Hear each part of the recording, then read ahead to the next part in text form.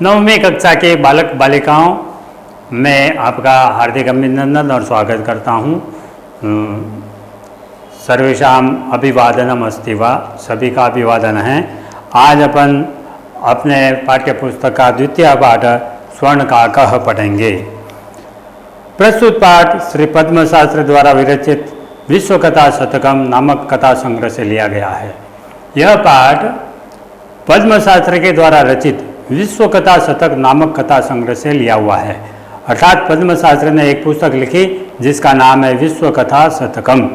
उसमें 100 कहानियों का संग्रह है, उसमें से एक ये कहानी ली हुई है जिसमें विभिन्न देशों की 100 लोक कथाओं का संग्रह है। यह बर्मा देश की एक श्रेष्ठ कथा है जिसमें लोभ और उसके दुष्परिणाम के साथ साथ त्याग और उसके सुपरिणाम का वर्णन एक सुनहले पंखों वाले कौवे के माध्यम से किया गया है। अर्थात इसमें कहा गया है कि आप इस प्रकार से अच्छे कार्य कीजिए जिससे कि आपको अच्छा परिणाम मिल सके। पुरा कस्मिंश्चित् ग्रामे एका निर्धना वृद्धा स्त्री न्यवसत्। प्राचीन काल में किसी गांव में एक निर्धन वृद्धा महिला रहती थी। तस्याश्च एका दुहिता विनम्रा मनोहरा च आसीत् तस्याः च एका और उसके एक विनम्र और मनोहर पुत्री थी। एकदा माता स्थाल्यां तण्डुलान् निक्षिप्य पुत्रीम् आदिदेश। एक बार माता ने थाली में चावलों को डालकर पुत्र को आदेश दिया, सूर्या तपे तंडुलान खगेभ्यो रक्ष। सूर्य के तप में चावलों की पक्षियों से रक्षा करो। किंचित कालानंतरम एको विचित्र काक समूढ़ीय ताम उपजगाम।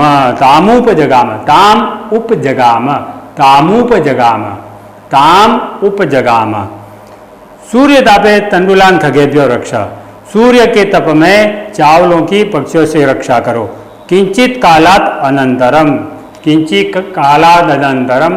कुछ समय पश्चात ही एको विचित्र काक, एक विचित्र कौवा समुड्डीय उड़ता हुआ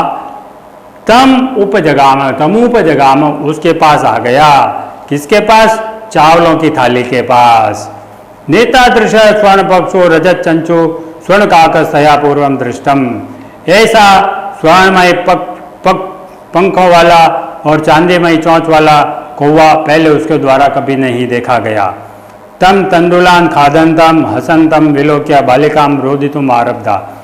उसको चावलों को खाते हुए और हंसते हुए देखकर बालिका ने रोना आरंभ कर दिया। तम निवारयन्ति सा प्रार्थयत।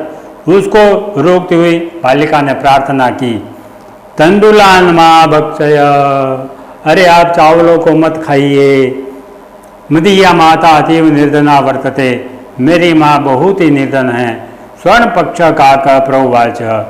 स्वर्णमय पंख वाले कौवे ने कहा, माँ शुचः, चिंता मत करो।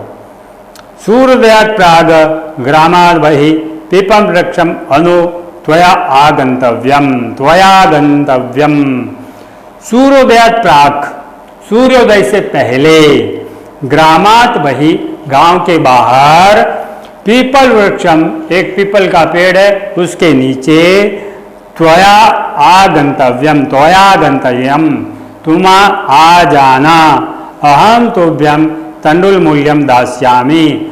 मैं तुम्हें चावलों का मूल्य दे दूंगा। प्रहर्षिता बालिका निद्रामपि न लेवे। प्रसन्नचित बालिका ने नींद भी नहीं ली।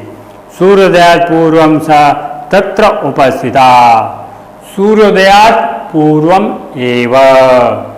सूर्योदयात् पूर्वम एव, सूर्योदय से पहले ही, सा वह, तत्रोपस्थिता, तत्र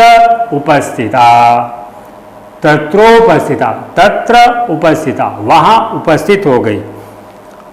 सूर्योदयात् पूर्वम एव, सूर्योदयात् पूर्वम एव, सूर्योदयात् पूर्वम एव, तो सूर्योदय से पहले ही, सा तत्रोपस्थिता, तत्र उपस्थिता, वह वहाँ उपस्थित हो गई।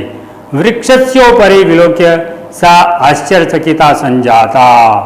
वृक्षस्य उपरि, वृक्षस्योपरि, वृक्षस्य ऊपरी, वृक्षस्य ऊपरी, पेड़ के ऊपर, विलोक्य, वी प्लस लुक प्लस ल्यप, वी प्लस लुक प्लस ल्यप, विलोक्य, देख कर, सा वह आश्चर्यचकिता संजाता, वह आश्चर्यचकित हो गई। यत तत्र, यतत्र, यत तत्र की वहाँ पर, स्वर्णमय प्रसादो वर्तते, स्वर्णमय प्रसाद वर्तते, स्वर्णमय प्रसादो वर्तते, स्वर्णमय प्रसाद वर्तते।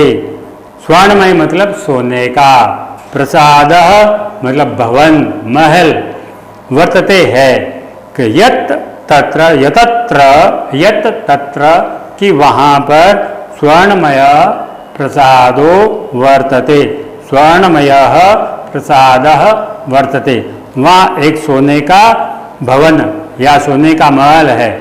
यदा काकः शयित्वा, जब कौवा, शयित्वा, शी धातु त्वा प्रत्यय, शयित्वा, जब कौवा सोकर, प्रबुद्ध तथा, प्रबुद्धस्तथा, प्रबुद्ध तदा, जब जाग गया तब, त्वेन स्वर्ण गवाक्षात कथितम, तेन उसके द्वारा, स्वर्ण गवाक्षात कथितम, सोने की खिड़की से कहा गया, क्या कहा गया? हम हो बाले, अरे बालिका, हम हो बाले, हम हो, अरे बालिका, तुम आगता, तुम आ गई, तिष्ठ, रुक, अहम त्वत्कृते सोपानम अवतारयामि, रुको, तिष्ठ, रुको, अहम त्वत्कृते, तुम्हारे लिए, सोपानम अवतारयामि, तुम्हारे लिए सीढ़ियाँ उतार रहा हूँ, तत्कथय, ऐसा कहकर, स्वर्णमयम, रजतमयम, उत्वा ताम्रमयम, ऐसा कहकर उसने कहा, स्वर्णमयम, सोने की, रजतमयम, चांदी की, उत वा ताम्रमयम, अथवा तांबे की सीढ़ियाँ उतारूं। कन्या प्रअवोचत, कन्या प्रावोचत, प्रअवोचत, कन्या, कन्या ने, प्रअवोचत, प्रावोचत, कन्या ने कहा, क्या कहा? अहम निर्धन मातुः दुहिता अस्मि, अहम निर्धन मातुर्दुहिता अस्मि, अहम निर्धन मातुः दुहिता अस्मि, अहम निर्धन मातुर्दुहिता अस्मि, मैं एक निर्धन माँ की पुत्री हूँ। ताम्र सोपानेन एव आगमिष्यामि, मैं तांबे की सीढ़ियों से ही आ जाऊंगी। ताम्र सोपानेन एव, ताम्र सोपानेन एव, ताम्र सोपानेन एव, ताम्र सोपानेन एव, ताम्र सोपानेन प्लस एव, ताम्र सोपानेन एव, मैं तांबे की सीढ़ियों से ही आ जाऊंगी। परम लेकिन, लेकिन क्या? स्वर्ण सोपानेन सा स्वर्ण भवनम आससाद, स्वर्ण सोपानेन, स्वर्णमय सीढ़ियों से, स्वर्ण सोपानेन सोने की सीढ़ियों से, सा वह स्वर्ण भवनम, सोने के भवन को, सोने के महल को, आससाद पहुंच गई। अर्थात वह बालिका बिल्कुल सरल और विनम्र थी और अपनी सरलता से उसने कौवे को इतना प्रभावित किया, अपनी विनम्रता से कौवे को प्रभावित किया कि कौवे ने उसके लिए पूछा कि तुम्हारे लिए सोने की, चांदी की अथवा तांबे की सीढ़ियाँ भेजूं, लेकिन कन्या ने बड़ी सरलता से कहा, मैं तो एक गरीब माँ की बेटी हूँ, मैं तांबे की सीढ़ियों से ही ऊपर आ जाऊँगी। लेकिन उस कौवे ने उसकी सरलता को, उसकी विनम्रता को देखकर उसके लिए कैसी सीढ़ियाँ उतार दी? सोने की सीढ़ियाँ। अर्थात इस संसार में जो सरल और विनम्र होता है उसको बिन मांगे सब कुछ मिल जाता है। कहा जाता है ना बिन मांगे मोती मिले, मांगे मिले ना भीख। अर्थात सरलता और विनम्रता अगर और धैर्य, पीस, पेशेंस एंड नॉलेज, ये तीन हमारे अंदर है तो हमें बिना मांगे ही सब कुछ मिलने लग जाता है। इसलिए हमें वो पहली बालिका जो थी सरल बालिका की तरह ही बनना चाहिए कि जिस प्रकार से एक गांव में एक निर्धन महिला रहती थी, उस निर्धन महिला की एक सुंदर और मनोहर पुत्री थी, वह बहुत ही सरल और विनम्र थी। एक बार माँ ने उसको कहा, जाओ थाली में सूर्य की गर्मी में इन चावलों को सुखाओ। तो उसने अपने माँ के कहना मानते हुए चावलों को थाली में रखकर सूर्य की गर्मी में उसको सुखाने के लिए ले गई। लेकिन उसने क्या देखा कि एक विचित्र कौवा वहाँ पर आया जिसके सोने के पंख थे, चांदी की चोंच थी, और वह हंसता हुआ चावल खाने लगा। जैसे ही बालिका ने कौवे को हंसते हुए चावल खाते हुए देखा तो बालिका ने रोना आरंभ कर दिया। जैसे ही बालिका ने रोना आरंभ किया तो कौवे ने कहा, अरे तुम क्यों रो रही हो? तो उसने कहा, भाई मैं एक निर्धन माँ की पुत्री हूँ, हमारे घर में बस यही चावल है, मेरी माँ इसे भात बनाएगी, हम दोनों भात खाएंगे तो हमारा पेट भर जाएगा। तो कौवे ने कहा, चिंता मास्तु, तुम चिंता मत करो, सूर्योदय से पहले गांव के बाहर पीपल के पेड़ के नीचे तुम आ जाना, मैं तुम्हें चावलों का मूल्य दे दूंगा। तो रात भर बालिका प्रसन्नता से नींद भी नहीं ले पाई। जैसे ही सूर्योदय से पहले वह गांव के बाहर पीपल के पेड़ के नीचे पहुंची तो देखकर वह आश्चर्यचकित हो गई कि वहाँ पर पीपल के पेड़ पर एक सोने का महल था, स्वर्णमय भवन। उसको देखकर वह आश्चर्यचकित हो गई। तो कौवे जैसे ही नींद से उठा तो उसने उस बालिका से कहा कि तुम कैसे ऊपर आना चाहती हो, सोने की सीढ़ियों से, चांदी की सीढ़ियों से या तांबे की सीढ़ियों से? तो बालिका ने कहा, मैं तांबे की सीढ़ियों से ही आना चाहती हूँ क्योंकि मैं एक निर्धन माँ की पुत्री हूँ।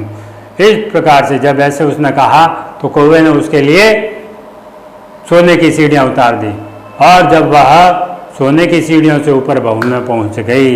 इसके आगे की कहानी मैं आपको आगे के वीडियो में बताऊँगा। अगर आपके पास पुस्तक हो तो इसके आगे के पार्ट को पढ़कर उस कहानी को समझना कि आखिर में हुआ क्या, उस बालिका ने स्वर्णमय सीढ़ियों से चढ़कर भवन में क्या क्या देखा, उसके बाद में क्या हुआ, ये सब आपको पाठ पढ़कर समझना है। सर्वेषां मंगल कामनाम कल्याणम परमेश्वराय करोमि। मैं सभी के लिए मंगल कामना और कल्याण की कामना परम पिता परमेश्वर से करता हूँ।